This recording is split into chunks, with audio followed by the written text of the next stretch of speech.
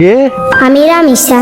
আমার হত্যাকারীর কি বিচার হবে না? রামিসা রে, এরম একটা প্রশ্নের সামনে আমরা দাঁড়ায় রয়েছি রে রানিসা, যেই প্রশ্নের উত্তর আমার জানা নাই।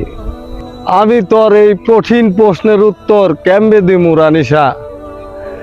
আসলে তুই একটা ভুল কাজ করছস রে রানিসা। এই বাংলাদেশে জন্মগ্রহণ কইরা তুই একটা ভুল কাজ করছস। তোর মতো প্রত্যেকটা সন্তানের পিতা মাতা সন্তানের একই দাবি, এই বিচার কখন হইব? তোর এই বিচার কখন হইব? শুধু তোর একলার প্রশ্ন রে মা, এটা সারা বাংলাদেশের মানুষের প্রশ্ন। তোর এই বিচার কখন হইব? যদি বাংলাদেশে জন্মগ্রহণ না করতি, তোর এইভাবে চলে যেতে হইতো না রে রামিসা, তোর এইভাবে চলে যেতে হইতো না।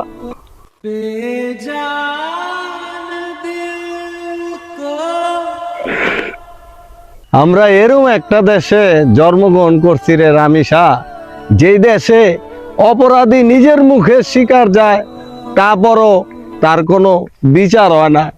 দিন শেষে দেখা যায় সে ঠিকই বাইরে আসছে, আয়সা তার মতো সে ঘুরতাছে।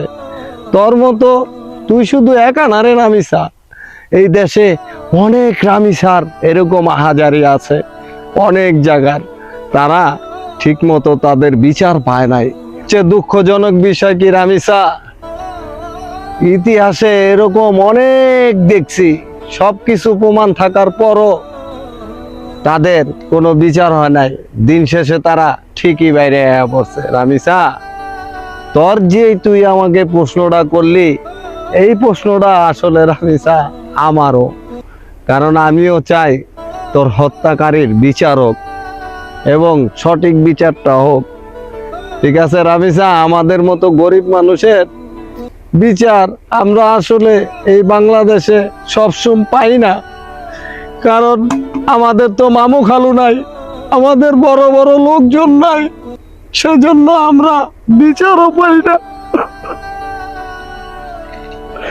হয়তো তুই ট্রেনিং এ আসোস, তোর বিচারটা হয়তো হয়ে যেতে পারে, আবার কয়দিন পর নতুন একটা ট্রেনিং আইব, যদি বিচার না হয় তাহলে ওই ট্রেনিং উইটা যাইব, তরে আমার বাঙালির জাতিরা সব ভুলা যাইব, সব ভুলা যাইব।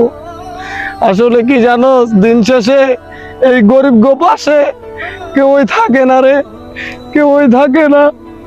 আমিও চাই তোর বিচারটা জানি সঠিক মতো হয়, সঠিক মতো হয়, অন্তত একটা দৃষ্টান্ত হোক যে একটা নির্যাতনকারী, একটা শিশু হত্যাকারীর বিচার হইছে বাংলাদেশে, ফাঁসি হইছে, সর্বোচ্চ বিচার হইছে, সর্বোচ্চ বিচার হয়েছে।